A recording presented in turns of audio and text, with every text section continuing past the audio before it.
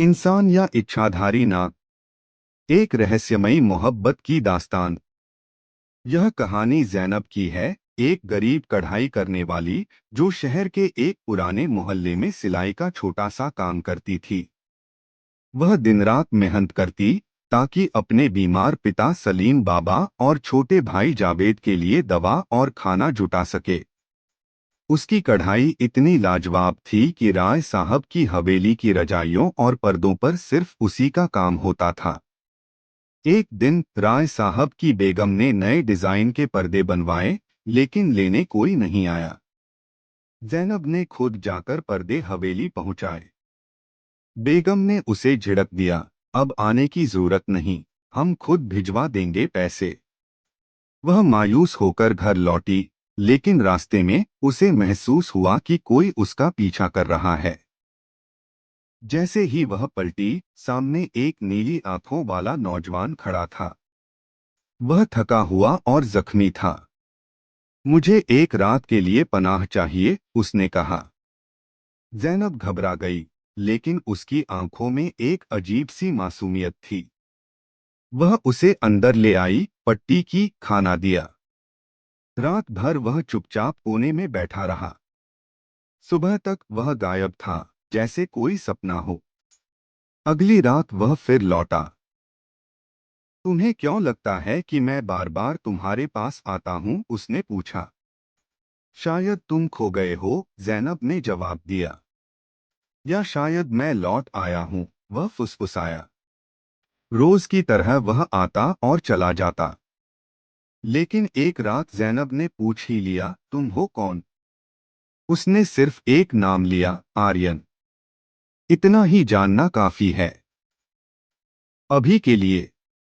इधर राय साहब की हवेली में अजीब घटनाएं होने लगीं। दीवारों पर नीले निशान, फर्श पर चमकीले अंडाकार धब्बे। कुछ कहने से पहले ही राय साहब बीमार पड़ गए। पुराने नौकर इब्राहिम ने कहा, यह नील नाग की वापसी है।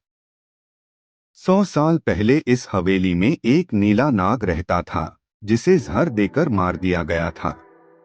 कहा जाता है वह इंसानी रूप में लौटेगा। एक दिन राय साहब खुद ज़ैनब के घर आए और गरजे, तूने उसे छुपा रखा है। वो नील आंखों वाला लड़का यहाँ है। ज़ैनब डर गई, लेकिन कुछ न बोली। तभी बाबा सलीम बोले, उस नाग को मैं जानता हूँ। वो इस धरती का रक्षक था, जिसे इंसानों ने धोखा दिया।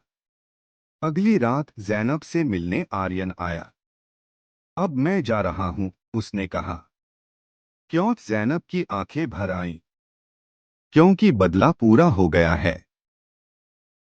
जिन लोगों ने मेरी रूह को दर्द दिया, अब वो खुद मिट गए हैं। तुम इंसान नहीं हो, है ना? ज़ैनब की आवाज कांप गई। नहीं, आर्यन बोला। मैं इच्छा शक्ति से जन्मा नील नाग हूँ। लेकिन तुम्हारा दिल जीतने आया था। और शायद यहीं रह गया। अचानक एक नीली रोशनी से पूरा घर भर गया। आर्यन ने कहा, मैं कुछ छोड़ कर जा रहा हूँ। तुम्हारे लिए एक आशीर्वाद।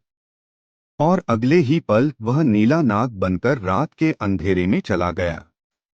सुबह ज़ैनब को आंगन में एक नीले रत्न से जड़ी अंगूठी मिली, उसकी चमक में वही आंखें थीं। बाबा बोले, यह उसका वादा है, तुम्हारे लिए एक नई शुरुआत। अंत। कुछ ही महीनों में ज़ैनब का जीवन बदल गया। उसने शहर में अपना डिजाइनर स्टूडियो खोला। उसका नाम हर जगह गूंजने लगा। लेकिन हर रात वह एक नीली रोशनी का इंतजार करती है। शायद वह फिर लौट आए, एक बार, सिर्फ एक बार। मजेदार और शिक्षाप्रद कहानियों के लिए जुड़े हमारे चैनल पर। कहानी पसंद आए तो लाइक और सब्सक्राइब जरूर करें। धन्यवाद।